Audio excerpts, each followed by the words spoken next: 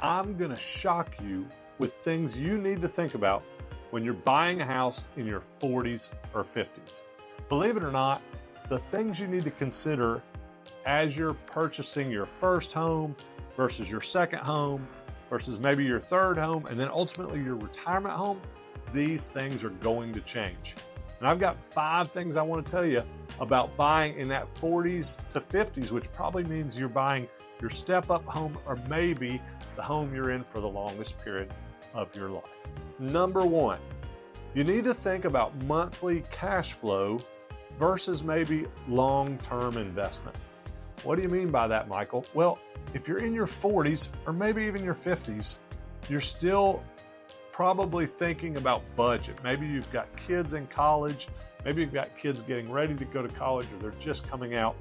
Whatever the case, you need to give some serious thought to how that mortgage payment is going to impact your monthly budget. That's very different than if you're trying to get the most appreciation out of a particular home over time to position yourself for retirement. Number 2, maybe think about a shorter term loan. If you're in your 40s or 50s and you don't want to work till you're in your 80s, you may want your mortgage paid off before you go to a fixed income situation in retirement. If that's the case, you need to maybe think about a 15 or a 20-year loan versus a 30-year loan. Number 3, think about how your lifestyle is going to change while you're in this home.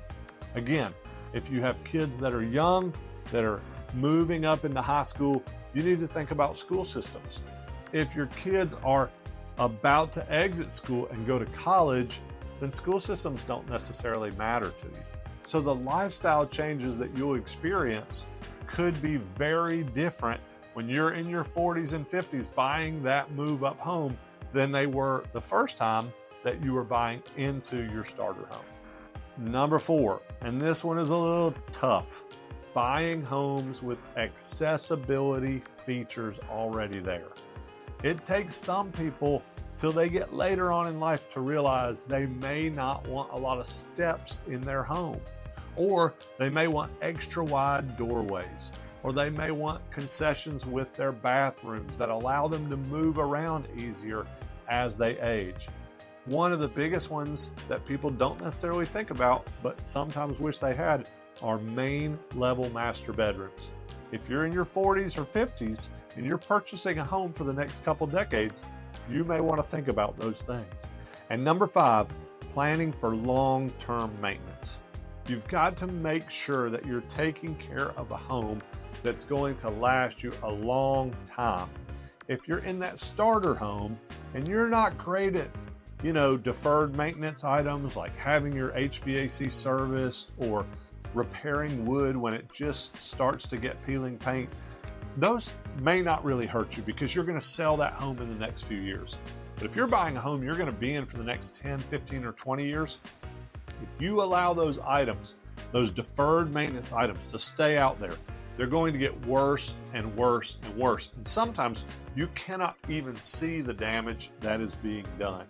So if you are in your late 50s, let's say, and you're looking at a 2-story home and you've already got some wood around the upstairs windows that looks like it's starting to rot, how are you going to deal with that over the next 10 or 15 years? Remember, once you live in this house, you're not going to be seeing those items every day.